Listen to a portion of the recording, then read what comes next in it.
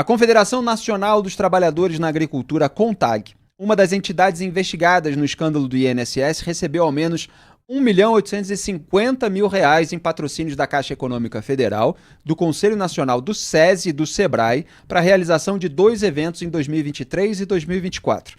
A informação foi publicada pela Folha de São Paulo. Um desses eventos contou com a presença do presidente Lula. A Marcha das Margaridas, realizada em agosto de 2023 em Brasília, teve R$ 1 milhão repassado pelo Conselho Nacional do SESI, R$ 350.000 pelo SEBRAE e outros 350 mil pela Caixa.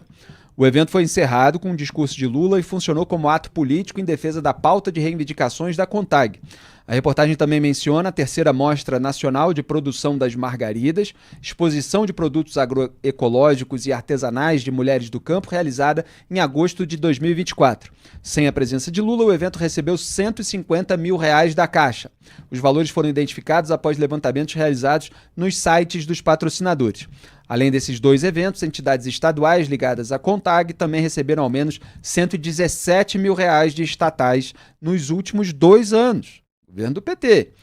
Em 3 de abril de 2024, Lula recebeu representantes da CONTAG e afirmou o seguinte, como eu coloquei lá no meu fio original, aquele que teve quase 600 mil visualizações no X. Aspas, é importante que a maioria da pauta entregue por vocês seja contemplada pelo governo. Vamos fazer o possível para conseguir. Fecha aspas. Eu acho muito curiosa essa declaração, né? A gente quer contemplar aí vocês e tal, e é uma associação investigada pelo escândalo do INSS. Outro acontecimento que vale ser citado é que em 11 de julho de 2023, o então ministro da Previdência, Carlos Lupe, e o então número 2 da pasta, Volney Queiroz, hoje titular do ministério, se reuniram com integrantes da CONTAG. Esse encontro ocorreu um mês depois de Lupe e Volney participarem de reunião na qual eles foram alertados sobre denúncias de irregularidades em descontos de aposentados. Eu também mostrei no fio como o PT celebrou a eleição da Vânia como presidente da CONTAG. O presidente anterior era o Aristides Veras, que é irmão do Carlos Veras, que é um deputado federal do PT, lá de Pernambuco. O deputado Bongás também celebrou ali a eleição de uma mulher como presidente da CONTAG. Quer dizer, o vínculo dessa associação Duda Teixeira com o PT, com o governo, é muito grande e ela vai ganhando aí uma série de benefícios.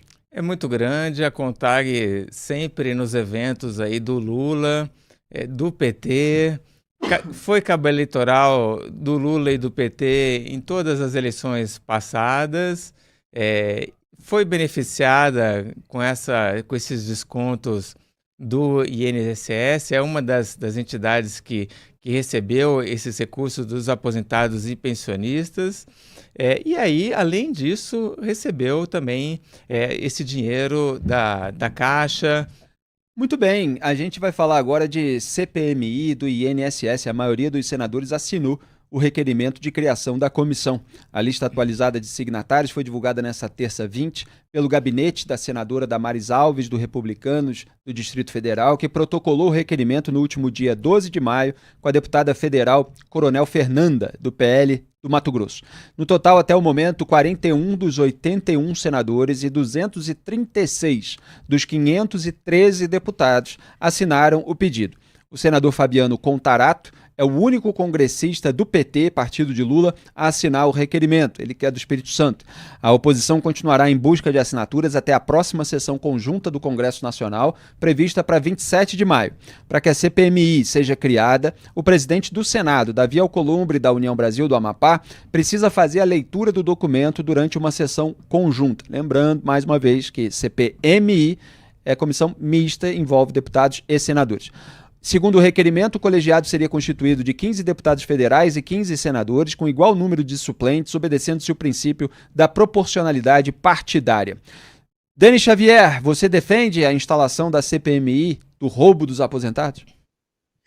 Olha, se você for observar o histórico desse tipo de comissão, é basicamente para construir cortes de vídeo, de postagem para as redes sociais, porque em termos de resolução dos problemas, é praticamente nula essa atuação. Então, eu sou muito cético em relação a isso. Na verdade, é uma festa política que me leva a pensar o seguinte: Brasília é um sistema, na química, os caras usam um termo muito interessante, que é um sistema entrópico, ou seja, é um sistema que passa muito mais tempo gastando energia, dinheiro, tempo, no caso de Brasília, dinheiro, ocupando-se de si mesmo, do que resolvendo um problema para o qual foi pensado. E Brasília é a representação disso do ponto de vista político.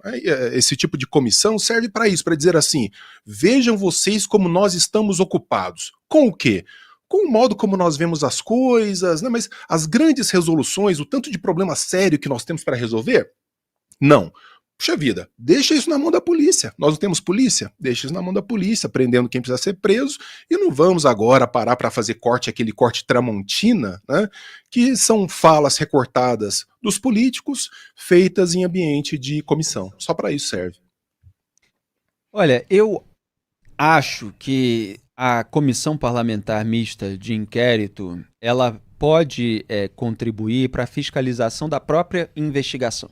Então, os parlamentares eles têm essa prerrogativa de instalar a comissão. É claro que toda comissão vira, pelo menos em boa parte, um circo, obviamente com as redes sociais, muitos querem lacrar, mas, dado que existe sempre uma suspeita no Brasil sobre a instrumentalização política das corporações, dos órgãos de fiscalização e controle, e dado que é importante a sociedade saber os detalhes a respeito dos escândalos, e a CPMI ela cumpre esse papel, eu considero que há uma relevância política, no bom sentido, para a criação da CPMI. Duda Teixeira.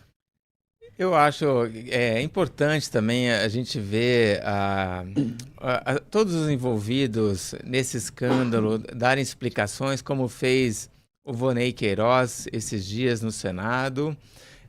E eu acho que tinha tido uma posição da turma do governo de tipo, vamos apoiar agora então essa CPMI, porque a gente vai entrar lá e vamos usar isso como palco para dizer que a culpa é do Jair Bolsonaro, né? Tipo, dizer que a culpa não foi do governo Lula, foi toda do governo Bolsonaro.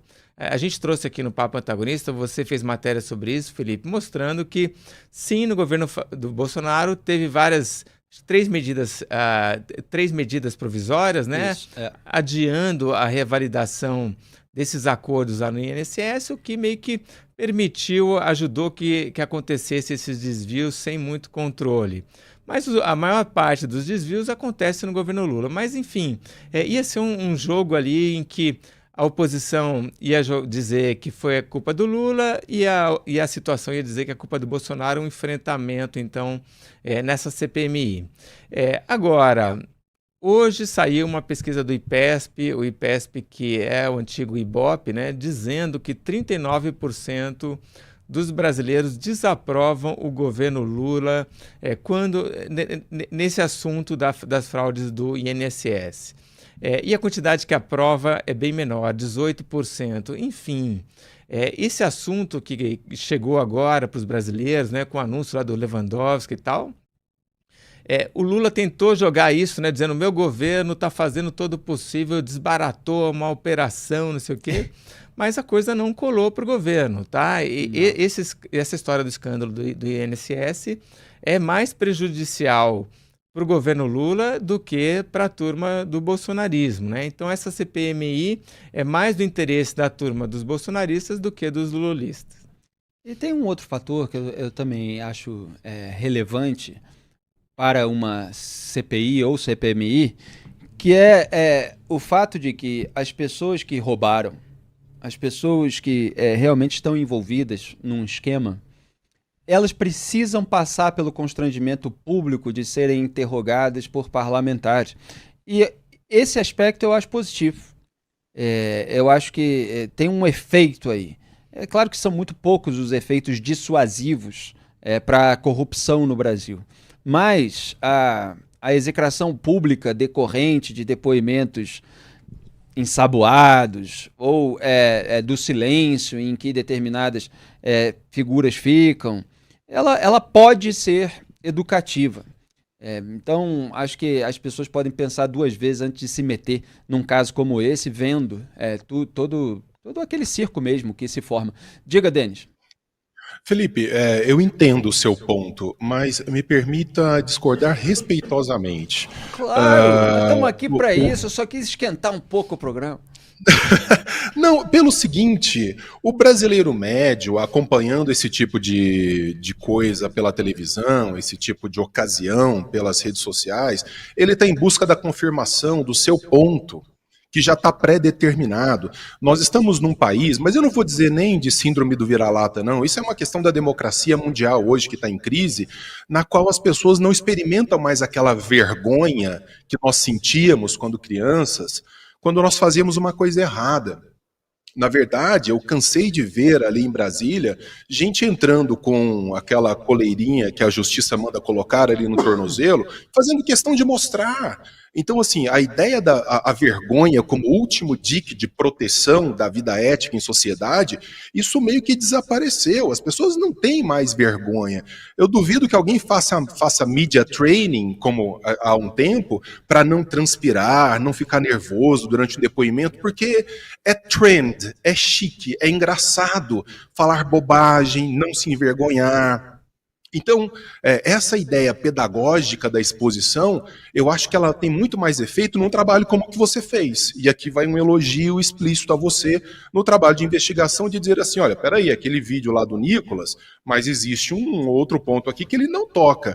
Você pautou meia mídia brasileira com uma reportagem. Então, eu acho que se vocês fazem bem esse trabalho de investigação e expõem baseado em fatos, isso vai ter muito mais efeito pedagógico do que a festa, do que o aspecto circense de uma CPI, de uma CPMI. Mas a CPI e a CPMI, elas chamam a atenção para o problema e a gente continua monitorando e filtrando aquilo que os parlamentares vão falar de lado a lado. Então, assim, o que eu não concordo é com uma visão pessimista de que todo mundo já tem viés de confirmação, que só busca isso, e que as coisas não podem ser elucidadas por um processo mais duradouro, acompanhado pela imprensa livre, que vai fazer a devida depuração desse processo. Então, é isso que eu defendo. Até porque, se eu acreditasse que todo mundo busca apenas viés de confirmação e que isso não tem jeito, a gente não faria o trabalho que a gente faz, né? A gente precisa fazer, e eu sei, por 20 anos de carreira, pelas mensagens que eu recebo diariamente, que tem um monte de gente que teve um estalo em determinado momento. Um monte de gente, eu acreditava nisso, e aí você mostrou aquilo e tal, e eu passei a entender, eu era assim, eu era doente, eu era fanático, eu era aquilo. Então, outro dia eu respondi num podcast no começo do ano, que existem muitas camadas, e muitas vezes as pessoas só veem o fanatismo total, mas tem pessoas que escolhem mesmo a escuridão, essas não estão abertas para nada, mas tem várias nuances aí, tem pessoas que elas estão radicalizadas, mas elas não são, elas ainda são capazes de despertar, e a gente vai fazer esse trabalho nesse sentido. Diga, Denis. Não, mas minha fala confirma isso que você disse. É pelo trabalho de investigação, de um jornalismo sério, que dá esse estalo nas pessoas. Exato. Eu não discordo que acidentalmente isso possa acontecer numa CPI, numa CPMI, mas eu não sei nem se deveria ser função de um legislativo trabalhar nesse registro com tanto trabalho a ser feito num país que afunda como o nosso. Mas esse é o ponto. Claro. É que investigar corrupção é um trabalho muito importante, e acho que a corrupção é que acaba fadando o Brasil ao desenvolvimento, entre outros fatores. Diga, Duda. Denis, a gente não está aqui em busca de uma verdade só, claro, né? A gente está aqui para conversar, para conversar sobre as coisas, e cada um vai fazer a sua avaliação. Faça a sua, Duda. Aqui é um jornalismo socrático, a gente levanta as perguntas, as respostas aí... Mas o Felipe falou dessa função educativa, né, das CPMIs ou das CPIs, e a gente viu, a CPMI não começou ainda, mas só do Volney Queiroz ir lá e falar e entrar numa altercação com o Sérgio Moro, as pessoas começaram a descobrir quem que era esse cara, né? Ninguém sabia quem era Volney Queiroz, né? Uhum. Hoje todo mundo sabe, ele era o número 2 do Carlos Lupe, os dois são do PDT. Ele assume o lugar do Carlos Lupe, né, por ordem do Lula. Ele estava na reunião junto com o Carlos Lupe, onde se falou das denúncias de desvios lá em junho de 2023. Então, é um Só um parênteses, personagem... Duda, assim como aconteceu na CPI da Petrobras. A gente viu lá Renato Duque, João Vacari Neto, as pessoas não conheciam. Exato, né? E aí quando você tem esses personagens, você tem as histórias, as narrativas, fica mais fácil pensar sobre o que está acontecendo. Até porque tudo é muito abstrato, né? Quando se trata de corrupção, né? Quando se encarna ali, você tem uma noção melhor. Mas enfim, cada um aí forma o seu juízo. No fundo, a gente está defendendo a mesma coisa, que tudo seja devidamente investigado, que as pessoas responsáveis sejam punidas, e nós vamos continuar fazendo o trabalho jornalístico e intelectual para expor a realidade como ela é, doa a quem doer. E ainda falando sobre o escândalo do INSS, a Polícia Federal apreendeu carros supostamente ligados a Antônio Carlos Camilo Antunes, conhecido como Careca do INSS, apontado como operador no esquema de descontos ilegais. Segundo a PF, Antunes transferiu R$ 9.300.000 para pessoas relacionadas a servidores do INSS entre 2023 e 2024. Entre os automóveis apreendidos estão modelos da Porsche, da BMW e Range Rover, todos juntos. Segundo a PF, Antunes estaria tentando vendê-los, e a localização dos carros foi informada à Polícia Federal pela senadora Damares Alves, do Republicanos do Distrito Federal, como eu já disse, que disse ter recebido uma denúncia anônima. Ela gravou um vídeo, a gente vai mostrar no próximo bloco. E aqui, como eu vinha falando algo, eu preciso agora atualizar. Que a Damares Alves, ela, por uma coincidência, por uma sorte, ela me parece que tinha um escritório no mesmo prédio em que os carros estavam, e aí recebeu uma denúncia anônima, mas, no entanto, ela encaminhou essa denúncia. Ela tomou a devida providência e acabou colaborando com a investigação. Então ela já fez mais do que Jair Bolsonaro, Flávio Bolsonaro, Eduardo Bolsonaro, Carlos Bolsonaro, Jair Renan Bolsonaro, que são pessoas que nunca contribuíram com investigação alguma a respeito da sujeira petista. Nunca. Tudo que eles falam sobre a sujeira petista, tudo veio da imprensa, do nosso trabalho, do trabalho de colegas de profissão ou de procuradores do Ministério Público. Tudo, absolutamente tudo, seja mensalão, seja petrolão, seja escândalo nos fundos de pensão e vários outros aí, aloprados, que teve durante os governos do PT. Agora, olha só, a ex-ministra Damares Alves, ela contribuiu ali com um elemento e acabou fazendo a Polícia Federal, de certa forma, cada um faz o seu juízo, passar uma vergonha, porque como é que a PF não descobriu isso antes? Precisou a Damares ir lá dar uma dica. E, claro, que com tantas suspeitas de instrumentalização, de blindagem, etc., o fato de uma opositora ter contribuído, principalmente no momento em que o governo fica tentando levar o crédito pela investigação da PF, é claro que tem um elemento constrangedor aí pro lulismo como um todo. Vamos colocar o vídeo da Damares Sherlock Holmes Alves. Pode soltar. Eu estou aqui, na frente do meu escritório, aqui em Brasília. Todo mundo sabe que eu tenho um escritório no prédio, no setor bancário norte. Passei aqui no escritório antes de ir para o gabinete e recebi uma ligação dizendo que aqui no prédio onde eu tenho um escritório, nós temos alguns carros de luxo guardados, escondidos e que supostamente pertence a um dos envolvidos do esquema do INSS. Gente, tem até um Porsche aqui. Esses são os carros, tem até um Porsche aqui, tem mais carros ali. A gente só vai pedir para averiguar. São realmente carros de luxo. Estão espalhados aqui no andar. Já vi, é o suficiente.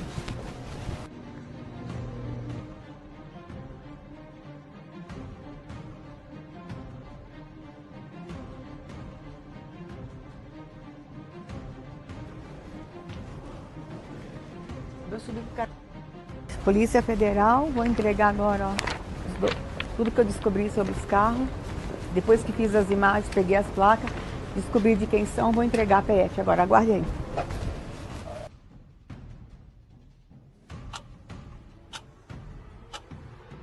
Missão cumprida, entregamos para o pessoal da inteligência da Polícia Federal as fotos, as placas dos carros, inclusive até nas placas a gente já tinha descoberto de quem era, tá? Uma das placas pertence a uma sociedade que o Careca é sócio. Então, assim, realmente está confirmado que os carros pertencem ao Careca do INSS, nos nossos levantamentos. Agora, claro que cabe à Polícia Federal aprofundar.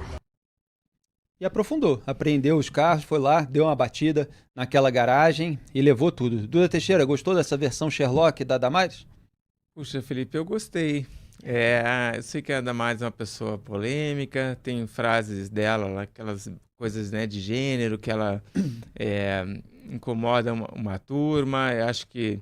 Mas também sei do trabalho dela em relação a direitos humanos, e ela tem um trabalho bom nessa área. Agora, essa coisa do Sherlock eu realmente não conhecia. E que cara de pau esses caras terem os carros de luxo no prédio ali, né? No mesmo prédio em que ela trabalha, assim, é muito descaramento, né? Exatamente. É impressionante. É descaramento com ostentação, Denis Xavier. Quer dizer, pelo que a gente está vendo, esquema de roubo de aposentados gerando veículos de luxo aí para quem estava participando do esquema. Se não desse dinheiro, ninguém seria corrupto, né? Então isso daí é aquela coisa, você vê consignada a coisa, o tamanho do rombo. O que eu não entendo, porque eu não sou técnico da área, é se esses carros aí poderão ser usados para pagar a dívida ou se a reposição aos aposentados será feita apenas tirando mais dinheiro do pagador de impostos. Essa é uma coisa que, assim, eu não entendo muito bem para onde vai, mas seria interessante compreender melhor. Quer dizer, nós vamos ser duplamente punidos enquanto povo, porque no final das contas nós sabemos quem paga a fatura por meio de um imposto mediante sem qualquer forma de apelo. Dizem que você paga imposto não para ter as coisas, mas para não ser preso. Né?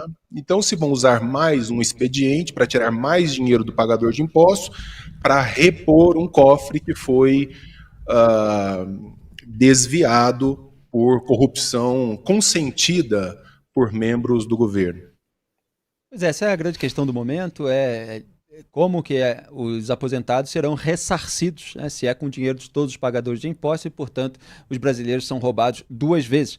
É claro que o ideal é que esse dinheiro venha das multas, das indenizações pagas pelos envolvidos no esquema. No entanto, você tem uma investigação, um processo, tudo que demora até o momento de eles efetivamente serem condenados a pagar.